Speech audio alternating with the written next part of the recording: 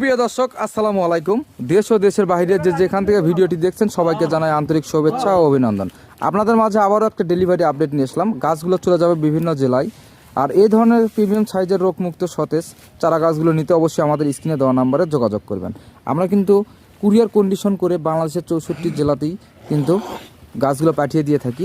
একদম রোগমুক্ত সতেজ আপনারা হাইব্রিড এবং দেশি গাছে কিন্তু আন্দাজ করতে পারবেন। হাইব্রিড গাছের গঠনগুলো দেখেন কত সুন্দর। এগুলো আছে সম্পূর্ণ বস্তা সেট আপ, একটা শেকড়ও কাটা পড়বে না, গাছ কিন্তু মারা যাওয়ার কোনো ভয় নাই।